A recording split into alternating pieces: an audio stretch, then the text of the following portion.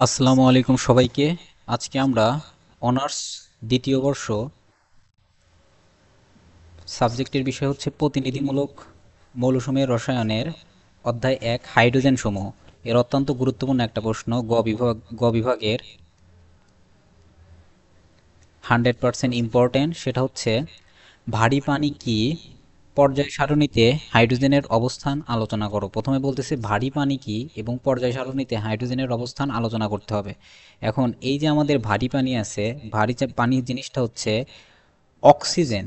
ভারী পানিতে অক্সিজেন এবং ডিউটেরিয়াম ডিউটেরিয়াম এর সমন্বয়ে গঠিত, অক্সিজেন এবং ডিউটেরিয়ামের সমন্বয়ে গঠিত পানিকে ডিউটেরিয়াম অক্সাইডের সংকেত হচ্ছে ডি2ও।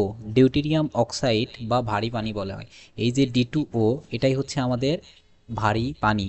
সাধারণত ৬,০০০ ভাগ সাধারণ পানিতে মাত্র ১ ভাগ ভারী পানি থাকবে।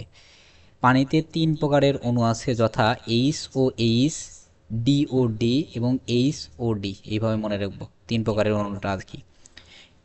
এতটুকু লিখলে পরে মোটামুটি আমাদের ১ মার্কের জন্য যথেষ্ট।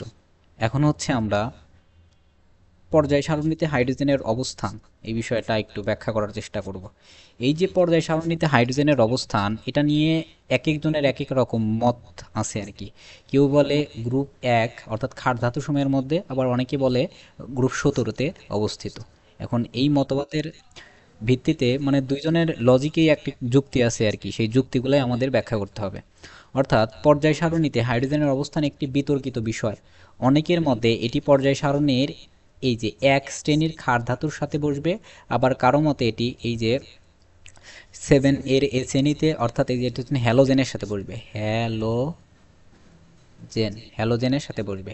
এরূপ বসানোর পিছনে উভয় পক্ষেই প্রচুর যুক্তি আছে, নিম্নেতা দেখানো হলো। প্রথমে এই যে ক্ষার ধাতু সমূহের সাথে যে বসছে গ্রুপ ১-এ হাইড্রোজেনের অবস্থান সম্পর্কে যুক্তি। প্রথমে আসতেছে যোজ্যতা ইলেকট্রন।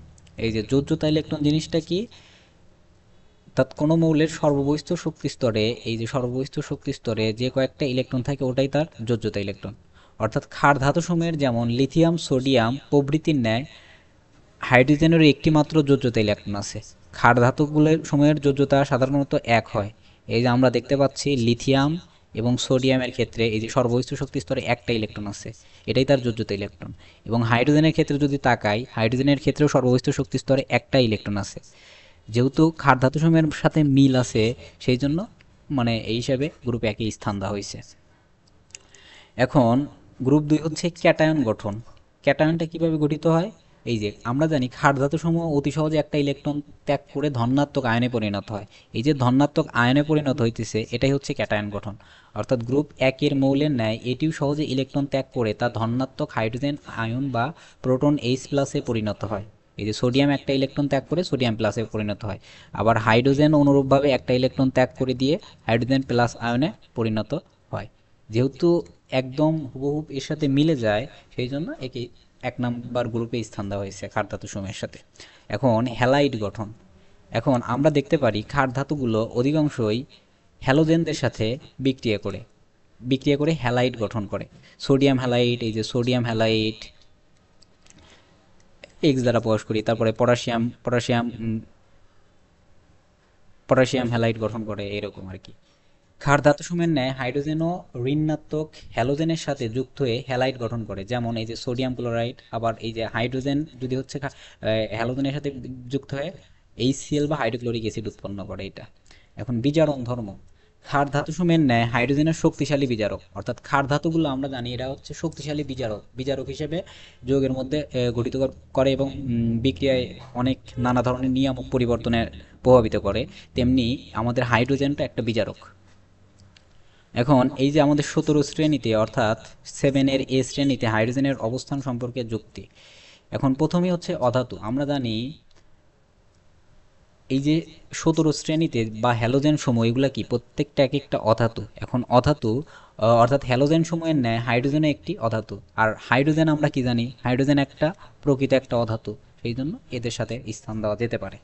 এখন পরমাণুকত্ব। এখন পরমাণুকত্ব বিষয়টা হচ্ছে এই যে আমাদের হ্যালোজেন সমূহ হচ্ছে দ্বিপরমাণুক হইতে পারে, তেমনি হাইড্রোজেন কি, হাইড্রোজেন হচ্ছে দ্বিপরমাণুক। দ্বিপরমাণু কিভাবে হয়? ক্লোরিন, ব্রোমিন, ফ্লোরিন এইভাবে সমযোজী বন্ধনের মাধ্যমে গঠিত হয়। তেমনি হাইড্রোজেন, এটা আর কি। ইলেকট্রন বিন্যাস, এখন ইলেকট্রন বিন্যাসের ক্ষেত্রে আমরা লক্ষ্য করব এই যে প্রত্যেক হ্যালোজেন পরমাণুর ন্যায় হাইড্রোজেন পরমাণুর সর্বস্থ শক্তি স্তরে এর নিকটতম নিষ্ক্রিয় গ্যাস হিলিয়াম পরমাণুর চেয়ে একটি ইলেকট্রন কম থাকে। এখন এই যে আমরা যদি হাইড্রোজেনের ইলেকট্রন বিন্যাস দেখি, সেটা হচ্ছে 1s1, অর্থাৎ এই যে হিলিয়ামের চেয়ে একটা ইলেকট্রন কম। এখন যদি আমরা হ্যালোজেন পরমাণু সমূহ যেমন ফ্লোরিনের ইলেকট্রন বিন্যাস দেখি 1s, 2s, 2p5, এই যে নিকটতম নিষ্ক্রিয় গ্যাস, অর্থাৎ নিকটতম গ্যাস ফ্লোরিনের নিকটতম নিষ্ক্রিয় হচ্ছে নিয়ন। এই যে নিয়নের চেয়ে একটা ইলেকট্রন কম দেখতে পাচ্ছি। যেহেতু একটা ইলেকট্রন কম, সেই জন্য বলা যেতে পারে এর ইলেকট্রন বিন্যাসের সাথে যেহেতু সামঞ্জস্যপূর্ণ মিল আছে, সেই জন্য এটা হচ্ছে আমাদের গ্রুপ সূত্রের সাথে স্থান দেওয়া যেতে পারে।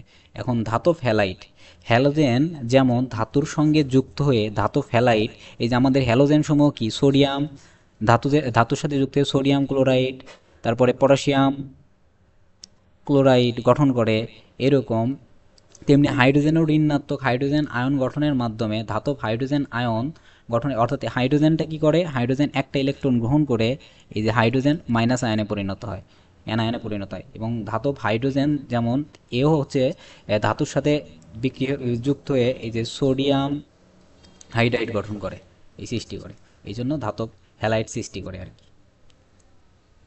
ঠিক আছে, ধন্যবাদ সবাইকে।